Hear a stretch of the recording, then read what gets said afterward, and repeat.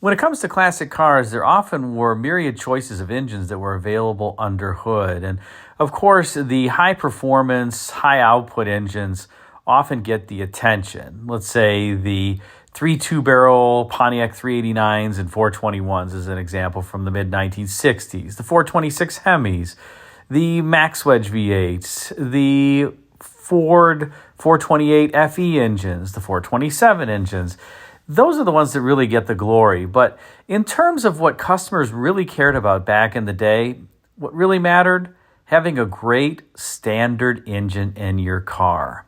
Standard engine, you say? Well, that can't be all that exciting. Why would a standard engine be all that exciting? In fact, collectors rarely prized vehicles with standard engines, often reserving the highest valuations for models that had the, let's say, most expensive engine option that was available. ZL1 Corvettes would be another example of this, compared to Corvettes that came standard with a 350 cubic inch, 300 horsepower V8.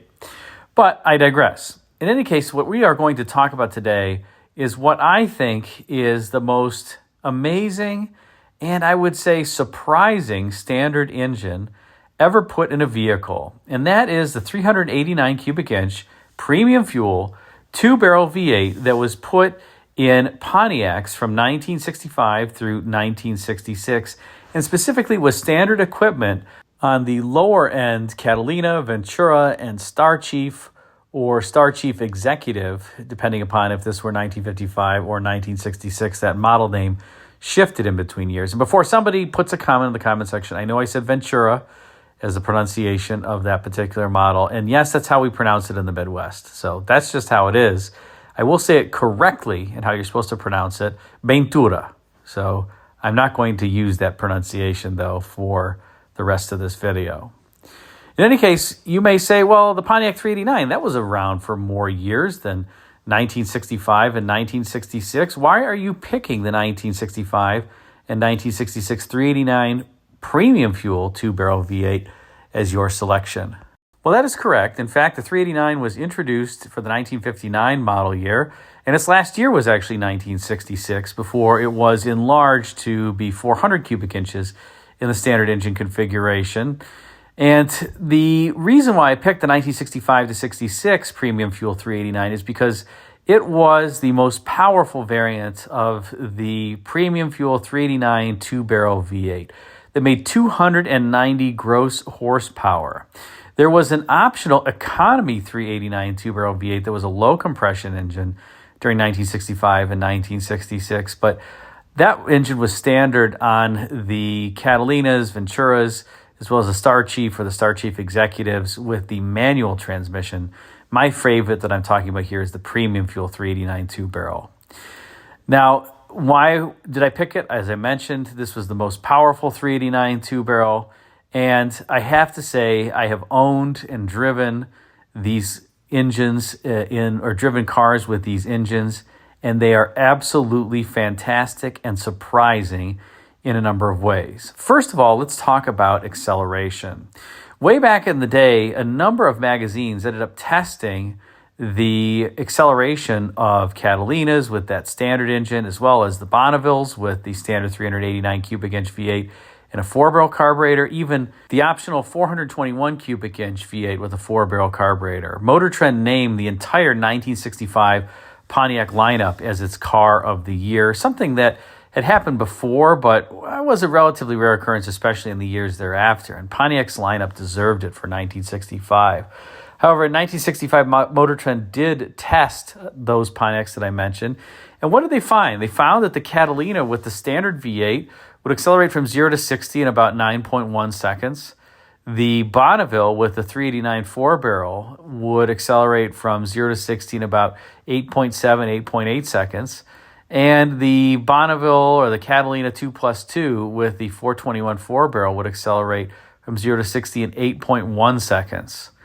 So there really wasn't much of a difference in terms of the 0 to 60 performance of the 389 2-barrel versus the 389 4-barrel, even the 421 4-barrel. Really so little of a difference that I would say it came down to how well you could launch the car. And if you could launch it successfully whomever launched it successfully was going to win. And while 9.1 seconds doesn't sound like it's all that fast today, remember, these are big cars, and I can tell you, driving one of them, it feels far more powerful than that simply because of the torque. The 389, in fact, has to be one of my favorite Pontiac V8s because it not only has the power that I was mentioning, but it also has smoothness.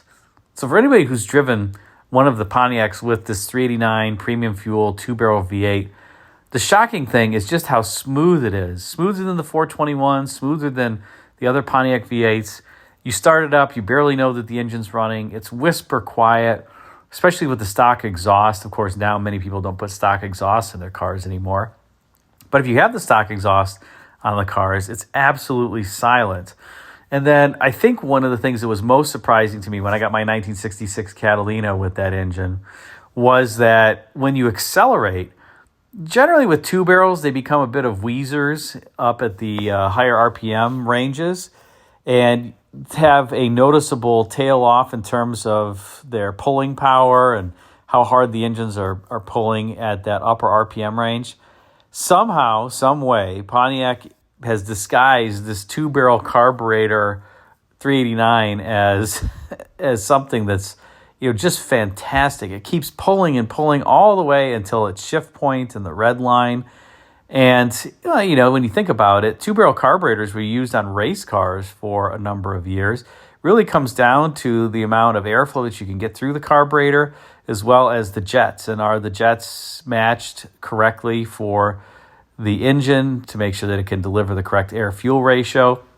I will stipulate that the jets and the carburetor, the Rochester 2GC carburetor, which, by the way, flows about 500 cubic feet per minute, so it's a relatively good-sized 2-barrel carburetor, is just perfectly matched to the engine, and it makes driving it a delight. So much so that, in fact, I would say that the 389 2-barrel in my Catalina has better part throttle tip-in acceleration than my 421 cubic inch 4-barrel V8 that's in my 65 Bonneville.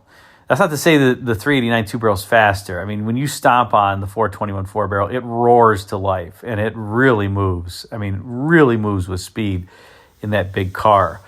But the 389, if you're just putting around town and, let's say, using less than half of the accelerator pedals travel, it actually feels peppier. And this is something that you're going to notice if you're a classic car aficionado, whether or not you drive a GM car or a Ford car or a Mopar, that the 2-barrel carbureted cars from the non-emissions era actually drive faster. They feel peppier than the 4-barrel carbureted cars.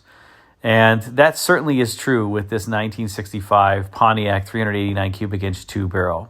So it's smooth, it's quiet, it's powerful, and it is reliable. The Pontiac V8s during this time frame really didn't have too many Achilles heels. They were good engines overall. They didn't necessarily rev beyond 5,000 RPM all that well, but there was no function, especially with a 2-barrel carburetor, of revving it beyond that point.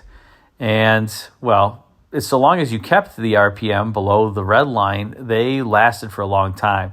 The only real Achilles heel, I would say, on these Pontiac V8s is the timing chain and gears. They have the plastic timing gear, and, of course, you have a tooth that ends up breaking off or fracturing. And then eventually, if it's not serviced, well, those chips make their way into the oil pan. They can plug the oil pickup tube, or the timing chain slips, and then you have the valves, let's say, cease their movement. That's not good. So one of the things you do want to check on if you have one of these cars is make sure that the timing chain and the gears are good and there are no issues. Pontiac did have challenges with that. But aside from that, very, very reliable engines, easy to service, durable.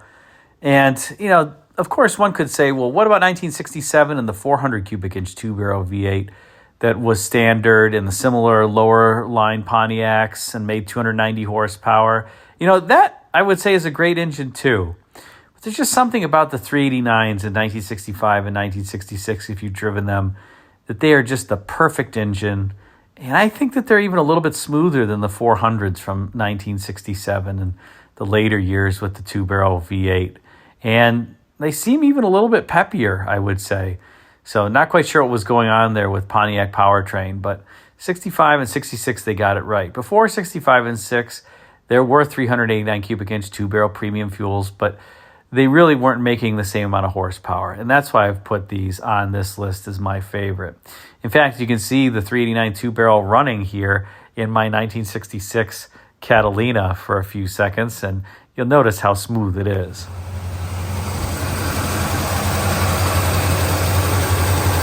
Not bad for not running for so long. Let it warm up. Set the gas. Choke's a little sticky. There you go. All right. And there you have it. My favorite standard engine ever put in a vehicle. The premium fuel 1965 to 1966 Pontiac 389 two-barrel. And the Ford people are going to hate this, but yes, I think that this engine is even a better standard V8 than the 390. I have many cars with 390 cubic inch V8s, 2 barrels, 4 barrels, etc. And while I do enjoy my 390s, I have to say the 389 Pontiac V8, it's peppier. Maybe it's not smoother. The 390s from Ford are very smooth, but the 389 is indeed peppier, certainly than the 389 two-barrel. And I just like it better. So what do you think? Put a comment in the comment section and let me know. And thanks again for watching.